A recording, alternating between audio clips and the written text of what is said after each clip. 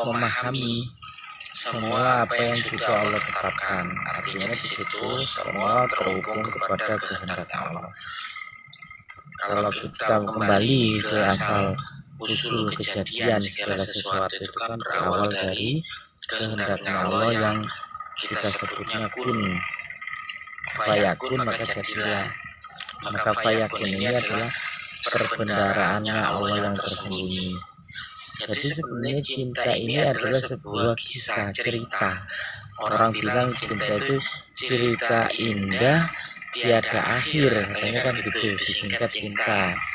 Jadi isi daripada cinta itu adalah kisah-kisah, cerita-cerita, perjalanan-perjalanan hidup. Atau kita nyebutnya takdir. Takdir yang dijalani setiap makhluk itu adalah bukti dari fayakunnya Allah tadi. Dari itu ya cinta. Nah, kita ambil analogi sederhana. Ketika bagi yang sudah berumah tangga ya, ketika pertama kali bertemu dengan pasangan, itu kan ada kehendak ya, ada rasa, ada greget gitu ya, ada sir. Nah, kalau kita nyebutnya dalam tasawuf sir, yaitu benih-benih cinta itu dari sir tadi.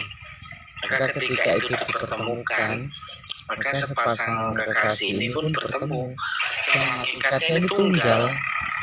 Ketika sudah bertemu, itu jadi tunggal. Jadi cinta itu adalah kemanunggalan, kesatuan yang utuh, atau disebut ahad. Itu hakikat dari cinta adalah ahad. Maka kata Rasulullah, anak Ahmad bil Amin, artinya ahad. Kalau sudah bicara ahad ya rahmat lil ahad.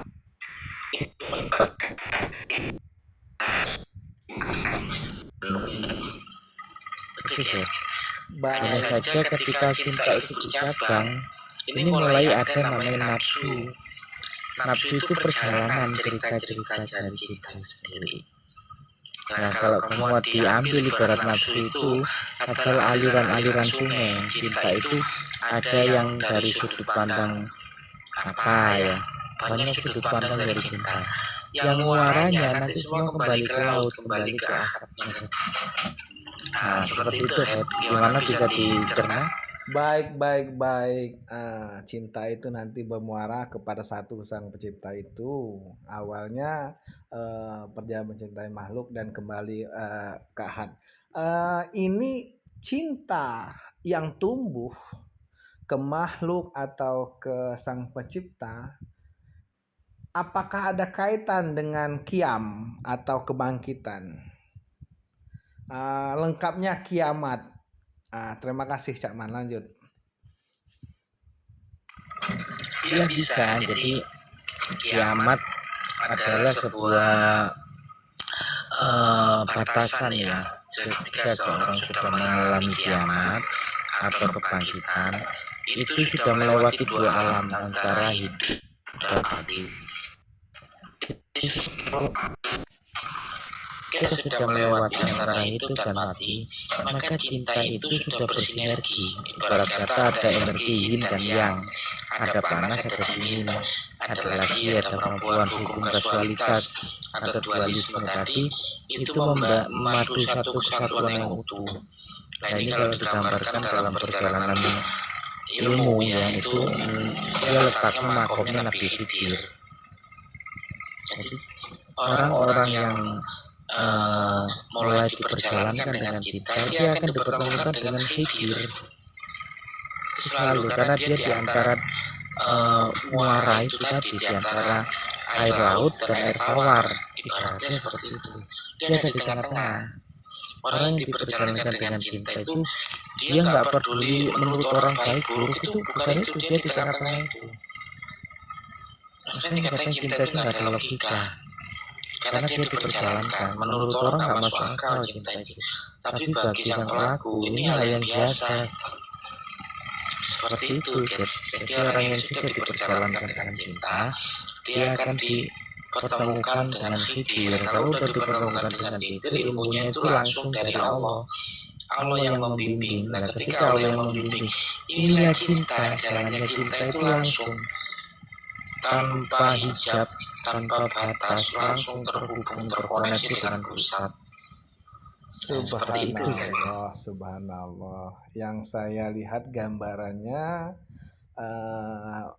menarik kesimpulan dari apa kata Cakman, cinta itu tumbuh, itu kebangkitan. Kalau yang bangkit bagus-bagus seperti hidayah, seperti kesadaran atau sidratul muntaha atau bahasa Jawanya eling lan waspodo, itu makom Nabi Khidir.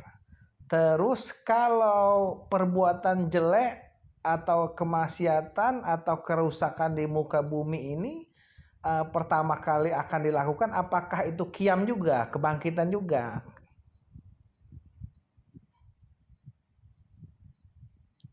Ya Cakman. Contoh kita mendadak berbuat kerusakan atau kemaksiatan gitu. Apa kebangkitan juga? Selama ini kita bagus gitu.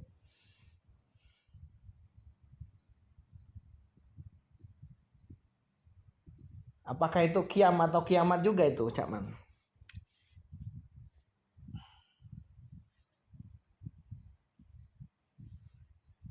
Baik. Cakman lagi ada keperluan. Cakman berkenannya membahas yang bagus-bagus, yang makom Nabi Khidir dengan cintanya. Silakan Bang Ibet, Bang Pemuja, Bunda Host. Kenapa? Lanjut ngobrol dengan Baru habis dari kamar mandi barusan. ngobrol dengan Mas Abi atau Ibeng.